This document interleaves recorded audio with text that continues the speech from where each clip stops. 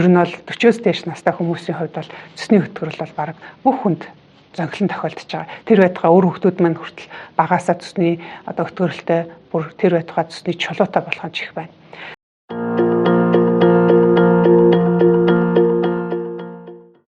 Цөсөө өтгөрүүлэхгүй тулд хооллолтон дээр нэн тэргуунд юуг анхаарах вэ?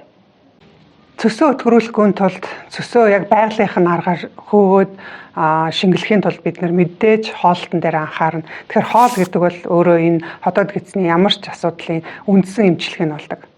За тэгэхээр хүн ер нь өдөртөө ирч хүчээ авахын тулд 3-4 удаа хооллдог л доо.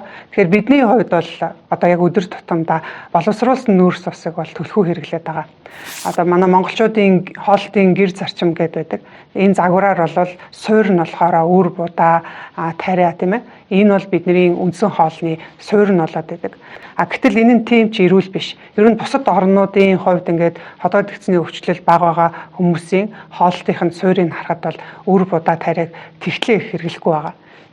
Тиймээс ч одоо бид нар ер нь бол тавхтай хоолоо харах юм бол за ингээд өдөрт идж байгаа хоолны маань бараг тал хувь нь бол дандаа гурил будаа мөн түүгээр хийсэн хүнсний бүтээгдэхүүнүүд байгаад байгаа штэ.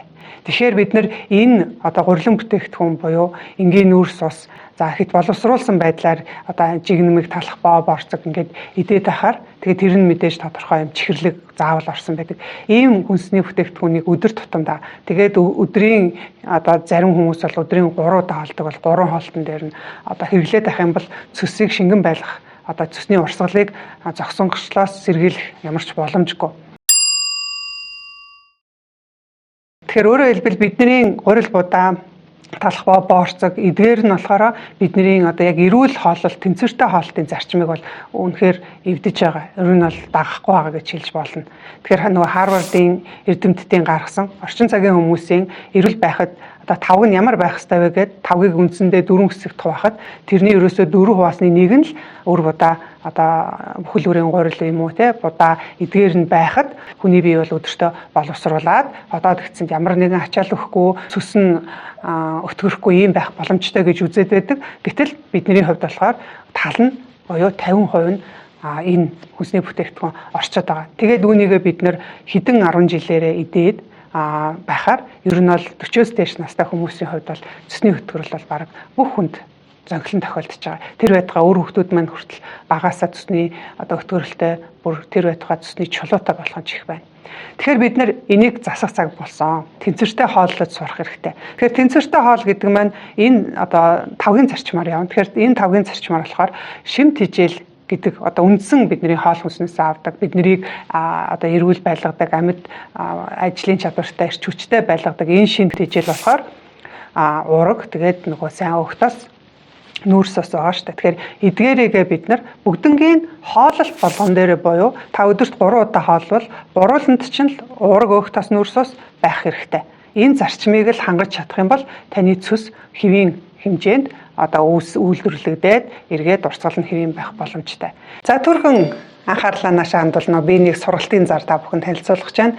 Удахгүй 9 сарын 10-11-нд 2 өдрийн онлайн сургалтыг бид нэр явуулах гэж байна. За энэ сургалтаараа цусны өтгөрлөө эмгэн ангай гэсэн сэдвийн хүрээнд та бүхэндээ хэрэгтэй маш олон мэдээлэл болон зөвлөгөөнүүдийг хүргэх болон тухайлах юм бол бид нар цус өтгөрхөөс сэргийлэх мөн цус хэдийнэ өртгөрсөн байгаа хүмүүст хэрэгтэй хоолны жоруудыг бол хүргэнэ. За энэ жоруудад дотор орсон хүнсний бүтээгдэхүүн нь олдод сайтай хүн болгоны гар доорх юм материалуудаар хийж болох амттай шимттэй ийм хоолны жорыг оруулсан байгаа. За мөн цөсөө хөөх цөсний урсгалыг сайжруулах зорилгоор бид ямар нэгэн сөрөг нөлөөгүй хамгийн идэвхтэй эрчимтэй үйлчлэх тэрхүү элэг дасгалыг хүртэл зааж оруулсан байгаа. Сургалтынхаа сүүлийн өдөр бид нар асуулт хариултын цагийг оруулах болсон. Тэгэхээр энэ цагаар та өөр тулгамдаад байгаа асуудлыг мөн сургалтаас авч чадаагүй мэдээллүүдээс гадна бусад мэдээллийг авахад зориулсан ийм одоо харилцах, хоорондоо ярилцах амьд харилцааны цагийг бас багтаасан байгаа шүү. Хэрвээ та манай энэ сургалтанд хамрагдахыг хүсвэл комент хэсэгт 1 гэж тавиарай. Би танд сургалтын талаарх дэлгэрэнгүй мэдээллийг хүргэх болно. Тэгэхээр энэ харьцаанууд нь өөрөөр хэлбэл нүүрс ус нь өг тос уураг нь хэдий хэмжээгээр орсон бай гэдгээс ялгаатайгаар хоолны янз бүрийн дэглэмүүд гарсан байдаг. Цөсөө хөөх гэж байгаа бол цөсний өтгөрлөөс сэргийлэх гэж байгаа бол лотл нь 20% нь болохоор энэ өг тос сайн өөх тос байж аж бид нар цөсөө төрөхгүй байх боломж бүрдэнэ. Тэгэхээр бид нар өөх тос гэдэг дээр бол юуг ойлгоод байдг вэ гэхээр бид нар заавал одоо амьтны гаралтай ч юм уу ургамлын гаралтай тосоо зөвхөн өөх тос гэж ойлгоод байдаг. Мэдээж энэ бол зөв л дөө. Тэгэхээр бид нар одоо сүүл, наран цэцгийн тос, одоо бусад оливын тос ч гэдэг юм уу эдгээр маань бүгдээрээ өөх тосонд орж байгаа. Тэгэхээр ер нь бол бид нар хоолтондоо амьтны гаралтайч бай, ургамлын гаралтайч бай, альч тосыг хэрглэж байх хэрэгтэй. Алийг ч хэрэглэнэ. Өөрөөр хэлбэл амьтны гаралтай тосооч бид нар хэрглэж явах хэрэгтэй. Тэгэхээр хүмүүсийн дунд байдаг нэг нийтлэг төөрөгдөл байдаг. Энэ болохоор өөх тос гэхээр л заавал яг тос гэж ойлгоод байдаг. Гэтэл сайн өөх тос агуулсан хүнсний бүтээгдэхүүнүүд олон шүү дээ.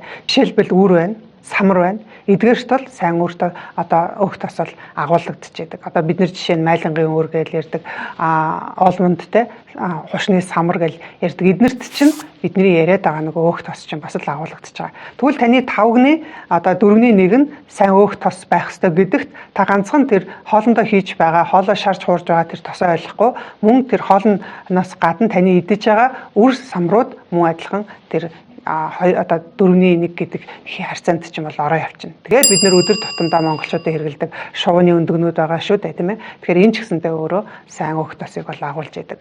Тэгэхээр та өдөр тутамдаа амьтны гаралтай, ургамлын гаралтай тос, үр самар, өндөг эдгээрийг хэрэглэснээрээ сайн өөх тосоо аваад цөсөө хоол тулган дээрээ хөгөөд явж болно.